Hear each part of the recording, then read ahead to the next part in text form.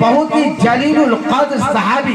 خلیفہ ثانی جسے کہا جاتا ہے، جن کے بارے میں کہا جاتا ہے کہ حضرت ابو بکر اور حضرت عمر رضی اللہ تعالیٰ عنہ کی خلافت اگر اس سرزمین کے اوپر کچھ دن اور باقی رہ جاتی، خدا کی قسم پوری دنیا کے اندر آج مسلمان کا غلبہ ہوتا اور مسلمان اس دنیا کے اندر راج کرتے۔ حضرت عمر رضی اللہ تعالیٰ نے حضرت حضور اکرم صلی اللہ تعالیٰ علیہ السلام کو مشورہ دیا کہ یہ سانپ ہیں اور سانپ کے بچے سانپ ہی بنتے ہیں، یا نبی میرا مشورہ یہ ہے کہ ان قیدیوں کو قتل کر دیا جائے، فی ناری جہنم کر دیا جائے۔ اللہ تبارک و تعالیٰ کو یہ مشورہ پسند آیا اور فرمایا کہ عمر کا یہ مشورہ بالکل صحیح مشورہ ہے کہ سانپ کا بچہ یہ سانپ ہی ہوتا ہے۔ چنانچہ میں اپنی بات کو لمبی نہ کرتے جاؤں، چونکہ مد نظر رکھتے ہوئے ان کفار و مشرکین نے وہ امہات المومنین اور وہ دشمنان اسلام،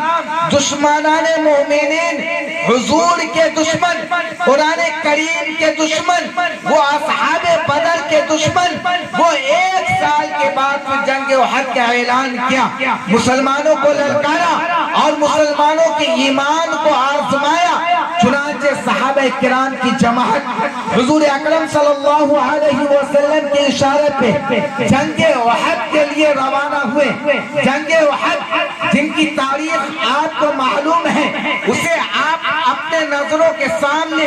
اپنے ذہن میں رکھیں۔ جنگ احد اولاً مسلمانوں کے حق میں وہ غلبہ کی شکل میں آیا تھا، مسلمانوں نے جنگ احد کو جیت لیا تھا، مسلمانوں کو غلبہ نصیب ہوا تھا، مسلمانوں کو فتح نصیب ہوا تھا، لیکن صحابہ کرام سے ایک چھوٹی سی چوک ہوئی۔ وہ یہ چوک ہوئی کہ حضور اکرم صلی اللہ علیہ وسلم نے چند صحابہ کرام کو احد پہاڑ کے جو درے تھے، احد پہاڑ سے جو راستے نکلتے تھے، ان راستوں پہ جو ہے کھڑا کیا تھا اور فرمایا تھا کہ میں تمہیں جب تک اشارہ نہ کروں، میں تمہیں جب تک حکم نہ دوں کہ تم یہاں سے ہٹ جاؤ، اس وقت تک تم وہاں سے مت ہٹنا۔ اولاً مسلمانوں کو وہ جنگ فتح نظر آنے لگا کہ ہم نے جنگ بدر کو جیت لیا، ہم نے جنگ بدر کو اپنے لیے فتح اور کامیابی سمجھ لیا۔ انہوں نے مال غنیمت میں اور خوشی کے چکر میں بغیر حضور اکرم صلی اللہ علیہ وسلم کی اجازت کے بغیر جنگ احد کے اندر اس احد پہاڑ سے تھوڑا ہٹے۔ کفار و مشرکین بالخصوص حضرت خالد سیف اللہ رضی اللہ تعالیٰ اس وقت تک ایمان سے مشرف نہیں تھے، اور اس جنگ کے جو کمانڈر تھے، لیڈر تھے، حضرت خالد رضی اللہ تعالیٰ عنہ تھے۔ ان کے اشارے پہ ان کفار و مشرکین پھر دوبارہ پلٹوار کرتا ہے، ان صحابہ کرام کو نقصان پہنچاتا ہے، صحابہ کی جماعت در بدر ہو جاتی ہے، چتر بتر ہو جاتی ہے۔ اسی وقت میں چند دنوں کے بعد وہ صحابہ کی جماعت غمگین ہو گئے،